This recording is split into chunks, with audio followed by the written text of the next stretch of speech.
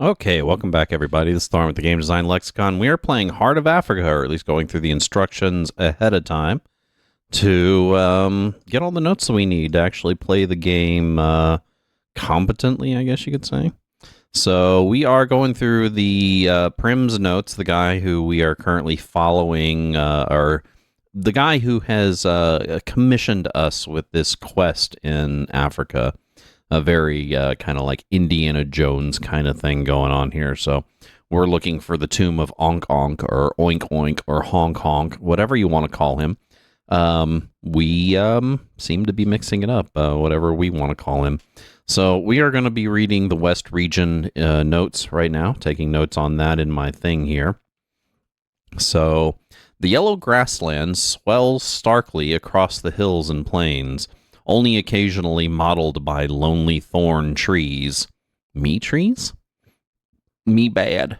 Were it not for the animal population, the visitor would protest the featureless landscape that seems to stretch like some vast yellow ocean without end.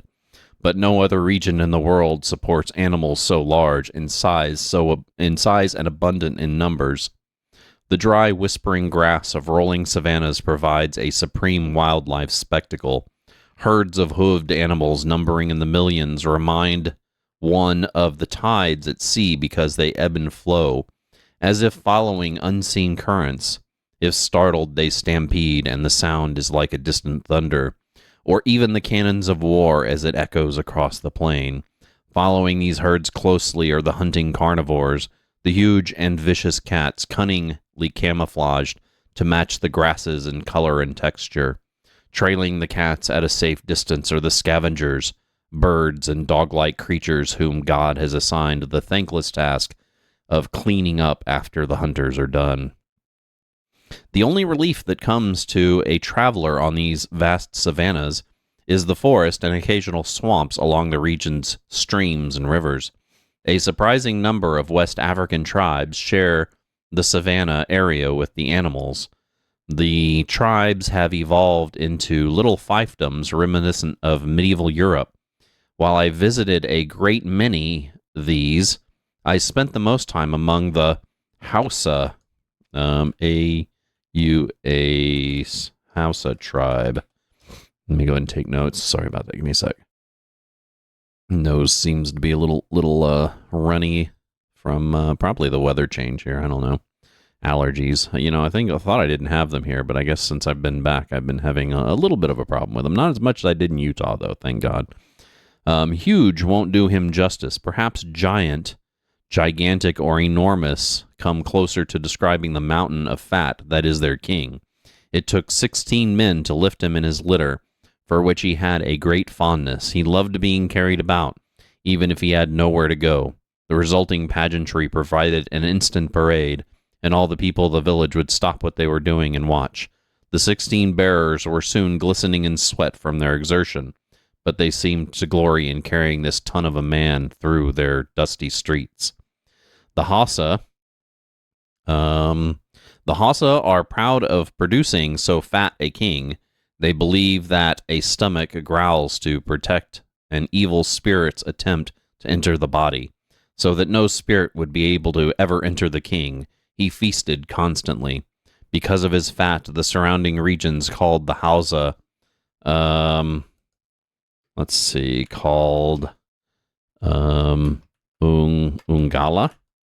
Ungala Sao Baba, by other regions. Okay. Let's see. Or Land of the Fat Man. Great.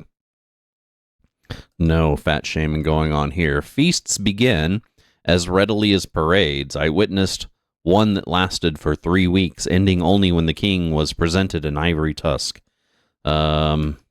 Ivory. Good. Dude, my D is still kind of wonky. Let's see. Ivory good. Ivory signaled a change in activity, for the king was then helped into his hut with his wives. Why the tusk is revered, I do not know, but I do know that elephants are regarded as divine. Let's see. Elephants equals divine. Divine, not device. Divine, divine. There we go. They are also called, Ut, Hu, Mambwama. Mambwama. Okay, too many W's there. Okay. God's Guardian or God's Guardian. What a weird, whatever. Anyway, I believe that had I brought an ivory tusk to the king, it would have endeared me to him, perhaps causing him to give me the information I needed without delay. Instead, I stayed 3 months feasting constantly and gaining 23 pounds. Only once did I see the Hausa angry. A traitor showed the king, okay, here we go. Emerald equals bad. Emerald, and received in turn the tribe's wrath.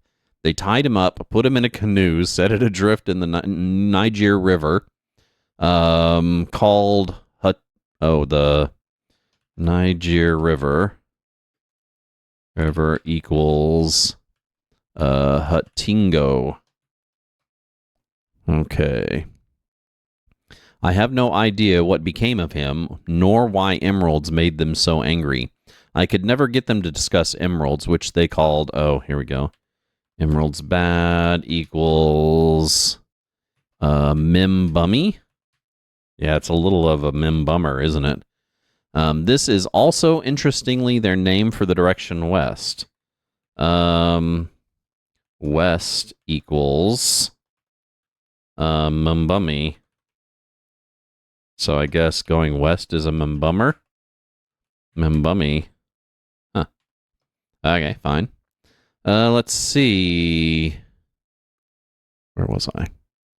Their word for west. They also east equals Katula. Okay, their word for the wind, which blows from that direction. The tribal bard stories about the pharaoh's tomb were at least similar to other legends. He told me of an ancient white king who led thousands of cocoa. Let's see, camels equals cocoa. I don't know why I keep using quotes. Let's see, cocoa, their word for camels, and the direction north. Really? North equals cocoa. Let's see. I'll, of course, tidy up these notes a little later. Right now, I'm just taking rough ones. Let's see. East. Oh, wait a second. I already got that one, didn't I? Yeah, I did. Okay. Cocoa, their word for camels, and for the direction north, burdened with treasure through this area. When I asked where the white king named Oz in their language, of course, the king with all the treasures white, right? Let's see. Okay, here we go. South equals Swama. Okay, their word for south. My leaving was the cause of a new feast and a parade to the gate. I waddled into the plains and headed south into the jungle region. South equals jungle. Okay, so that is the central region. Hot, wet, steamy, green jeweled jungle. Africa at its darkest and most foreboding. Dripping moss and mystery from its emerald canopy into its humid shadows, the Congo Basin inspires awe. It is the essence of what Europeans suppose Africa to be. The jungle itself perspires in the relentless heat. Everything is always wet, damp, moist, threatening to mold. Most natives live in permanent settlements along the river, where the moisture is at its worst. My body has acquired its own slimy tinge, a fungus that won't wash off. Clearings are temporary here, with the jungle's constant encroachment threatening to cover up during night what man clears in the day. Nature never stops trying to reclaim its own. Jungle travel without a machete is almost impossible. And though one can encounter great beauty, The thickness of the vegetation and the oppressive humidity and heat make enjoying that beauty quite difficult. Even such astonishing sight as Livingston Falls seemed less impressive, thanks to my exhaustion and irritation when I reached them. Generally, it is folly to leave the rivers in this region. On one of the few occasions when I braved the jungle itself, I stumbled onto the village of the Mongo. Okay, so let's put that here. Mongo tribe. Okay.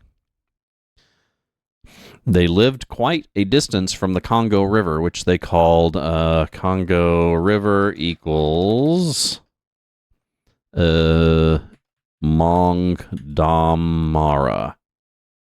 Okay. Which means mother of Mongo. Mongo like candy. Okay, so mother of Mongo.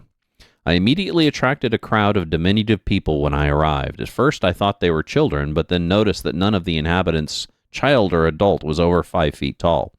But though short, they were quite numerous. I brandished my pistol, and they kept their distance, which was fortunate since I had no intention of actually using the pistol. Let's see. I'm going to put that here. Prim brandished pistol. Okay. They wore silver necklaces. Silver equals good. I showed them a small gold trinket and asked if they knew where more such things might be found. This act suddenly and surprising caused my standing with the natives to plummet. So gold equals bad. Pretty straightforward there. They all shouted something like Maka Jawamba equals question mark. And rushed me. My gold was taken from me and given to the jungle in a strange ceremony, and I was tied to a post in the village square. Great. Should have kept that gun on you. I later learned that according to the local legends, all the gold belongs to an ill-tempered jungle spirit called, let's see, THKGRUNDA equals ill-tempered jungle spirit that demands gold. Fun to know. Let's see. The strange ceremony was meant to return my gold to its rightful owner. I was tied to the stake for a whole day, feeding as many of the region's insects as I could crowd onto my skin, until you have itched horribly and been unable to scratch 100 or 1,000 times over. You will not understand the magnitude of my discomfort. The next day, the witch doctor, followed by a group of the tribe's men, approached with evil intent. But now my luck had turned equally suddenly for the good.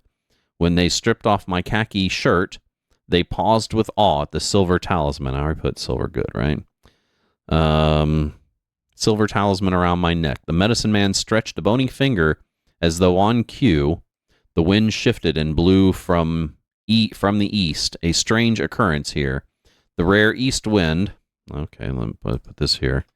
East wind equals Utomba.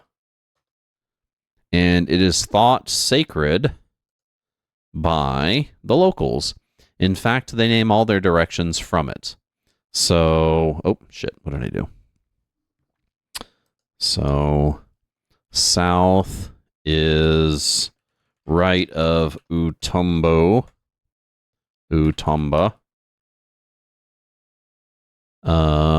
North is left of Utomba.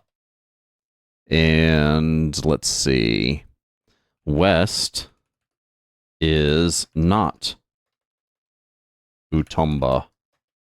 What a strange way of doing directions, but, you know, whatever.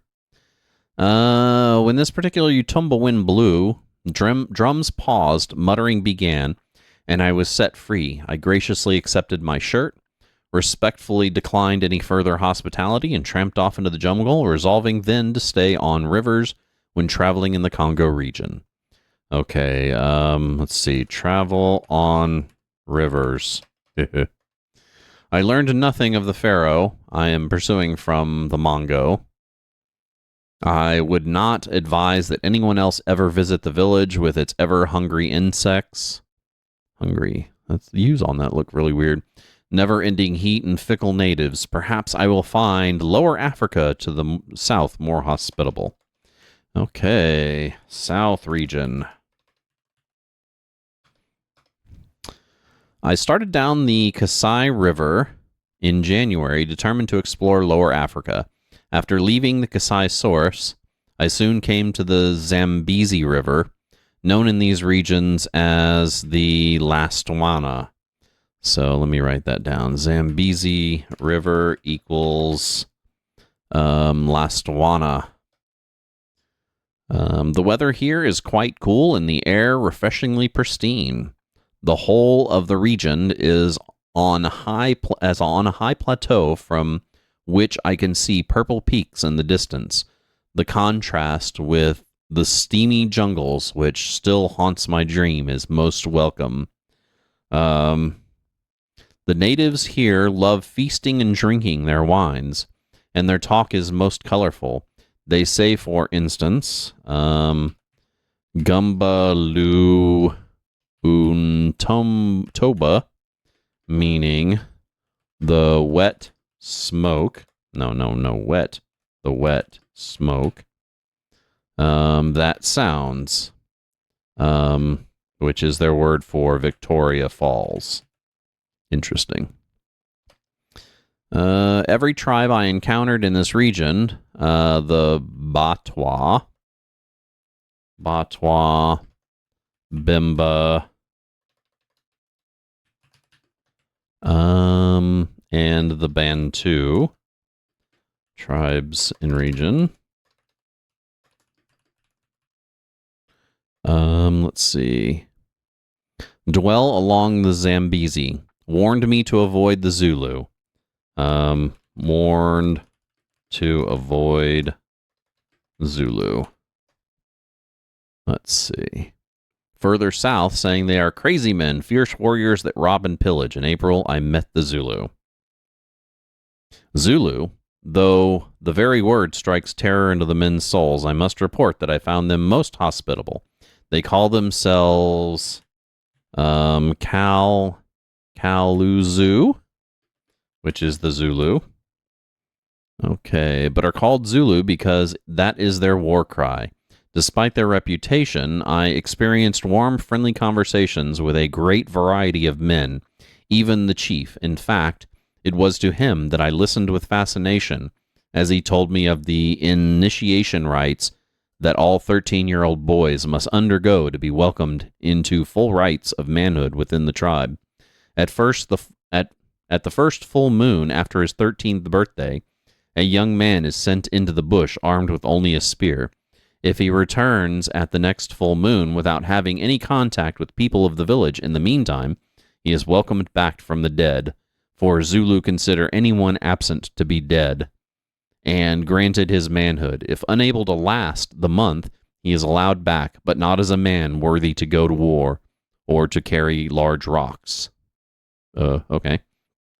During his month of death, the young Zulu initiate might travel a great distance to bring back some unusual object.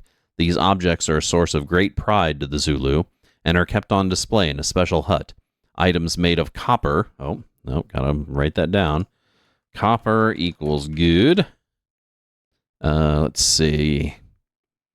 Copper is to them a holy metal believed to give strength to the Zulu warrior. Conversely, absent was any object made of ivory. So ivory equals bad. God damn it, my B key is fucking... My B and D are both freaking out. Shit. Anyway,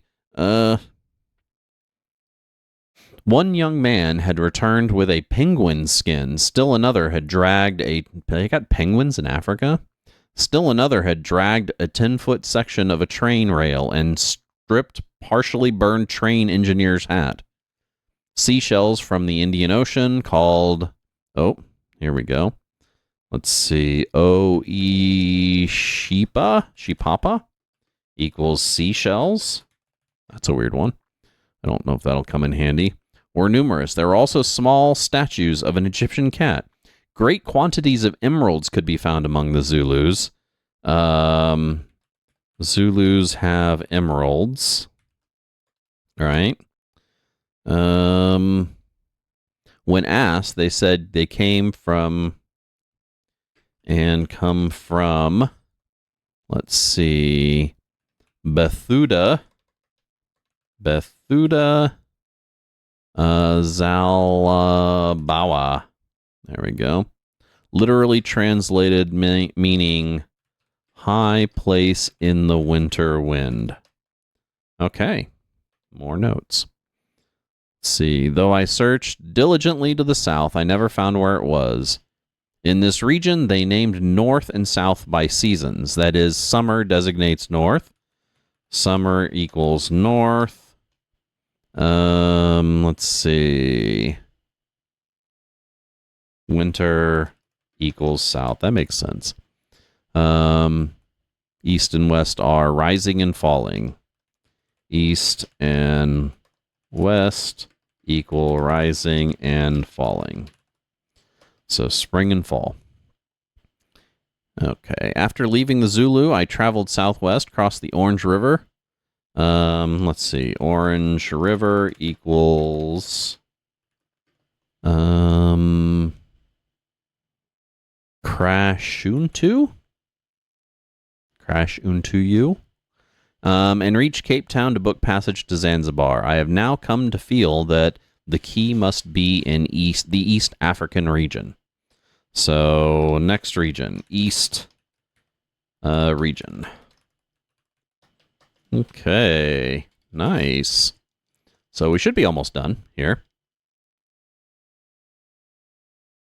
Definitely almost done with my coffee, but all this talking is keeping me from drinking it as fast as I normally would have. How much time do we got on this block? Are we almost done? Yeah, we got 7 minutes. Awesome. Let's keep going. Each region of Africa wears its own cloak, and none of it is more rumpled than East Africa. A 1,500-mile mountain range cuts through it like a knife blade, leaving the landscape scarred and barren. Towering vertical rifts jut so high above the scrub-covered slopes that their peaks are usually shrouded in mists and clouds. The plains below, yellow from sparse rainfall, surround cobalt-blue lakes. Lakes fill the region's worst cracks and serve as highways.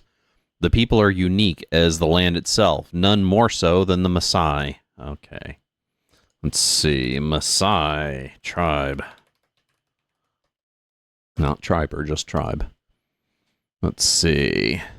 Their strangeness is not easy to capture with words. The visitor is first struck by their extraordinary height. Rarely does a male not exceed 7 feet, but their height alone does not explain their peculiarity.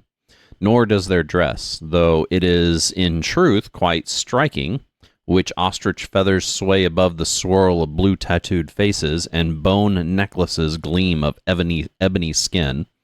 Bright red and yellow robes covering the left side of their body are attached over their right shoulder. Their earlobes are elongated and decorated with cylindrical twists of metal. Ankle and wrist bracelets of leather or metal complete their dazzling attire. European dress is comparatively quite dull. African pageantry and color are painted with a bold hand. Their athletic prowess is astonishing.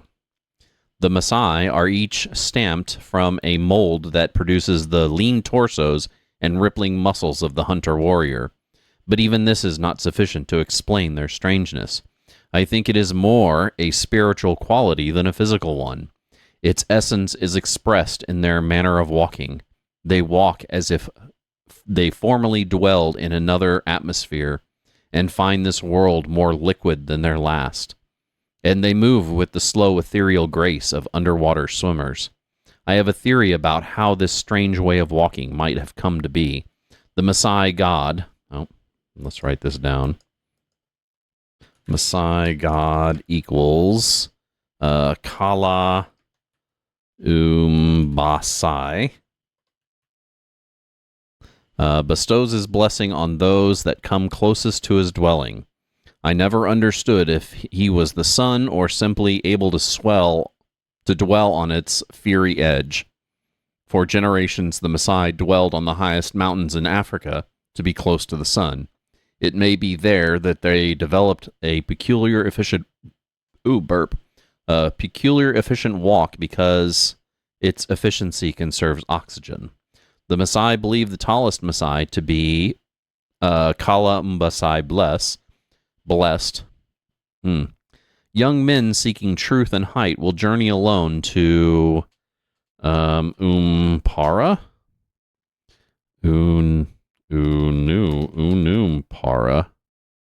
Para equals tallest mountain. Is that the Kilimanjaro?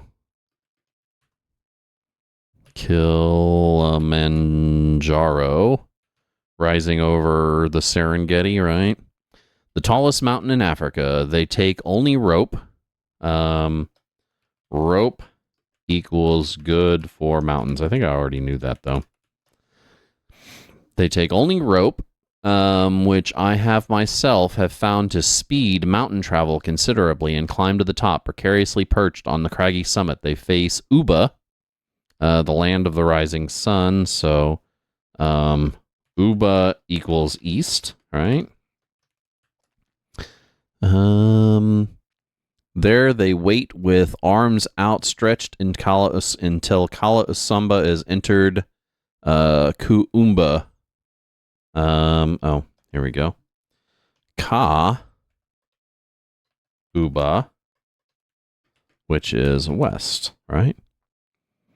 The mountains serve other purposes as well. Troubled warriors are told, seek ye Kala Umbasai. I was given this advice by a medicine man when I asked about the many emeralds held in such respect by the Maasai. Emeralds equal good. Okay. But at the time, I neither understood it nor knew where to look. Now, as I write these notes, I am far from the mountains. Without rope or shovel, I am resting from fever. Many young men of surrounding tribes adopt the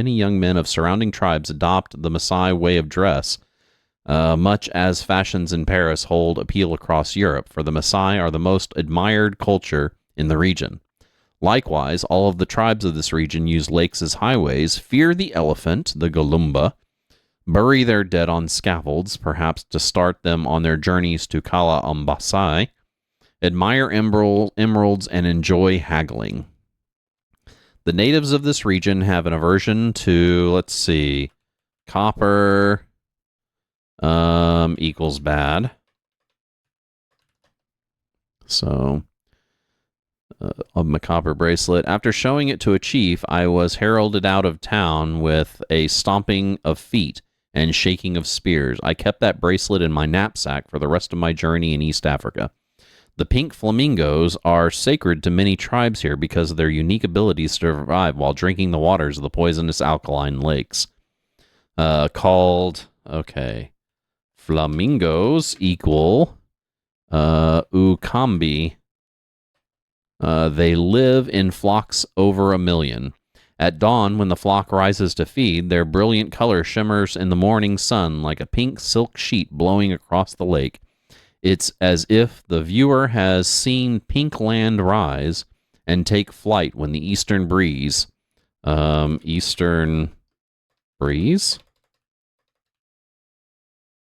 equals, what? I thought it just gave me the directions. Eastern breeze called Odabi nudges them into action each morning. Thus, let's see. Okay, so east equals to Odabi. West equals with Odabi. Okay, their other cardinal directions are named for gods that live at the ends of the earth. So north equals Relolo, and south equals Dethame. Interesting. I have been unable to learn a thing about Ankh Ankh or the last man among the tribe here. I am going back to Zanzibar to reflect and set my affairs in order before beginning my search anew. Okay, and that is it. That is it. We have finished taking notes and going through the instructions. So let us get back to the game here. Oh, shit, it's break. How long has it been break time? Have I not noticed that? Anyway, let's go ahead and take a break, and then we'll get to the game next this storm with Game Design Lexicon. We have been playing Heart of Africa for the Commodore 64. If you like our content, make sure you give us a follow down below here on Twitch, where we do stream currently Wednesday, Thursday, Friday, noon p.m. till 4 p.m. Central Standard Time. That is GMT -6, or you can also get us over on YouTube. Just hit the subscribe and the alert button and know when we're going, putting up new videos, which is regularly. You can also check our abouts for any other social media. I'm going to take a short musical break, and I will be right back with some more some Heart of Africa.